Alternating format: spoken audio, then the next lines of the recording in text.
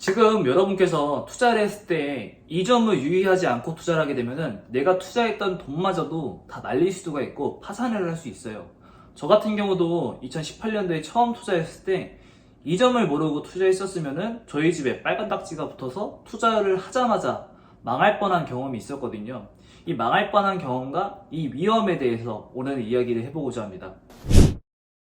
사람들이 알아야 되는 게 갭 투자에 대한 리스크가 어떤 게 있었냐면은 저 같은 경우도 이 점을 모르고 투자를 했을 때 정말 처음 투자하자마자 망할 뻔했거든요.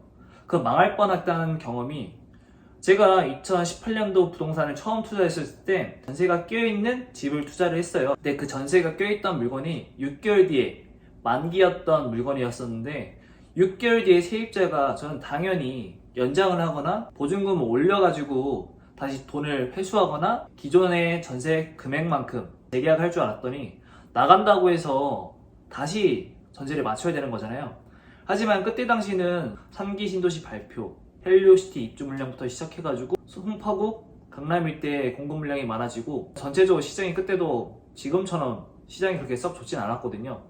모든 집값이 폭락한다는 말도 그때 당시 2018년도 장에도 기사가 되게 많이 나왔었고, 그렇기 때문에 그 2018년도에 안 좋았던 전세 시장의 분위기에 맞춰서 제가 기존에 갭 끼고 전세 끼고 매수했던 것도 전세가가 떨어졌어요.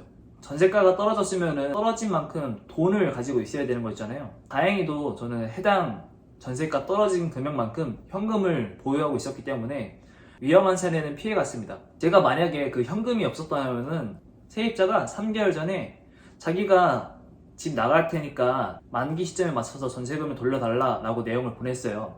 하지만 저 같은 경우는 다음 세입자가 들어와야지 그 전세금을 줄 수가 있다 라고 말을 했더니, 그때 당시 제가 나이가 22살이었고 어리다 보니까 그 사람도 불안했나 보죠.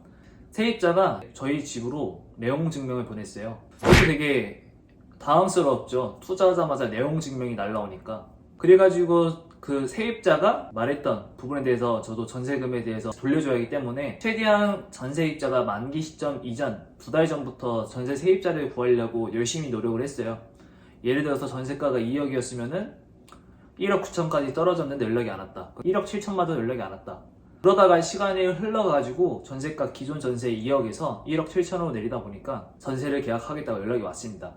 다행스럽게도 그렇게 전세금을 돌려줄 수 있었고, 내용 증명을 처음 받았을 때는 괜히 내가 무리하게 투자했었다면 경매당할 뻔했네, 오히려 우리 집에 대한 재산이 압류당할 뻔했네 라는 경험을 한 4년 전에 했다 보니까 그 이후부터 제가 느꼈던 거는 현금을 무조건 보유를 해놔야겠다. 너무 영혼을 끌어다가 투자를 하게 되면은 그 투자금에 대해서 나중에 이렇게 전세금이 떨어지거나 반환을 해야 했을 때 내가 갖고 있는 현금이 없으면은 압류가 붙고 경매가 당할 수 있기 때문에 이때 현금 비중 어느 정도 갖고 있어야 된다는 걸 처음 투자하자마자 깨달았습니다. 그렇기 때문에 제가 모든 투자를 했을 때 어느 정도 영혼을 끌어다 투자한다고 표현을 했지만은 그거에 따라서 리스크에 대한 현금은 어느 정도 늘 챙기고 있었거든요. 지금도 그런 상황이고요. 간단하게 말씀드리면은 역전세는 아니라는 거예요. 역전세. 역전세란이 뭐냐면은 쉽게 말해서 3억인 집에 대해서 2억짜리 갭 1억 주고 투자를 했다고 쳐봤을 때 전세가 2억에 지금 계약이 되어 있는 상태이잖아요. 근데 2억짜리 집이 2년 뒤에 전세가 상승할 줄 알고 투자를 해봤더니 나중 돼서는 2억이 아니라 뭐 1억 8천, 1억 7천의 전세가가 떨어져서 그 떨어진 금액만큼 내 돈을 투입을 시켜야지 방어를 할 수 있는 건데, 그 방어할 수 있는 현금 뭐 3천만 원이 없었을 때는 이 집에 대해서 갚을 능력이 없고 세입자한테 돌려줄 금액이 없다 보니까 경매가 나오는 거고, 그 경매에 대해 나온 거에 대해서 투자자는 투자금을 날리는 경우가 생기는 거거든요. 그래서 지금 제일 뉴스에서 많이 나오는 게 강서구 깡통전세, 깡통빌라라고 해서 수십 채를 갖고 있는 집주인들이 그 돈을 다 날르고 잠수를 타거나 뭐 파산을 하거나 하는 사례들이 있잖아요.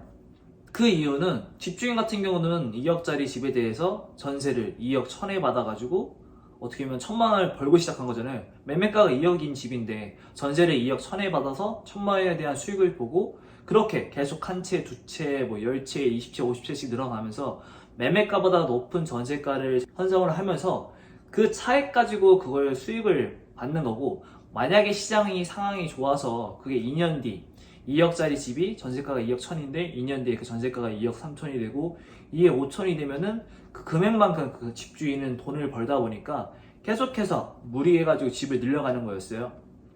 하지만 지금처럼 뭐 시장이 안 좋아지고 꺾였을 때는 그 올라간 전세금이 아니라 내려간 전세금에 대해서 집주인이 돈을 돌려줘야 하기 때문에 그 돌려줄 돈에 대해서 현금을 보유하고 있어야지 안전하게 내 자산을 지킬 수 있는 거고 안전하게 투자를 할 수 있는 거거든요. 저는 이걸 통해서 처음 투자하자마자 현금을 무조건 갖고 있어야 되구나. 너무 무리하게 투자하게 되면은 내가 투자했던 자산마저도 기존에 갖고 있는 것마저도 뺏길 수가 있겠구나 라는 교훈을 얻게 되었고 떨어질 전세 금액을 어느 정도 예상을 하고 현금을 보유하고 있습니다. 제가 뭐 기존 영상에서는 영혼을 걸어다 투자했던 사례에 대해서 제 사례를 다뤘었는데 그거는 지금 시장이랑은 안 맞는 영상이긴 해요. 저는 그 영상에 대해서 제가 투자했었던 2018년도장, 2020년도장에 대해서 다루었던 내용이다 보니까 해당 영상이 만들어지게 되었고 그 영상을 보면서 지금 금리가 뭐 이제 5% 됐고 7%고 이제 빅스텝 3번 올라가게 되면 금리가 더 올라갈 텐데 거기에 대한 이자를 어떻게 감당할 것이냐 라고 말해봤을 때 저는 그 5억에 대한 대출에 대해서 5%, 7% 금리를 안 내요. 주담대가 지금 그 비중이 한 60%를 차지하는데 지금 대출을 받아서 주담대를 받으면 뭐 4%, 5%를 내야겠지만은 저는 2년 전에 대출을 받았기 때문에 지금 2% 중반대의 이자를 내고 있습니다. 그래서 지금을 뭐 부동산을 투자를 하고 내 집 마련을 한다고 하면은 5%에서 7%에 대한 이자를 감당을 해야 되는 건데 일반 직장인들이 감당하기는 쉽지 않을 것 같아요. 그렇기 때문에 지금 많이들 신혼부부나 내 집 마련을 하고 싶어 하시는 분들이 취하는 전략들이 미리 일단 전세를 끼고 집을 산 다음에 뭐 2년 뒤든 금리가 고금리가 아닐 때 금리가 떨어졌을 때 일단 전세 한 바퀴 돌리고 월세에 거주하자 하면서 시기를 기다리고 있는 거거든요. 지금 시장에 대한 금리 상황과 이자는 얼마 내야 되고 주변 분위기는 어떻고 세계적인 상황 어떤지 어떻게 보면 전쟁이라는 게 터질 줄 몰랐잖아요. 전쟁이 만약 안 터졌었으면 지금처럼 시장 분위기가 안 좋진 않았을 거예요.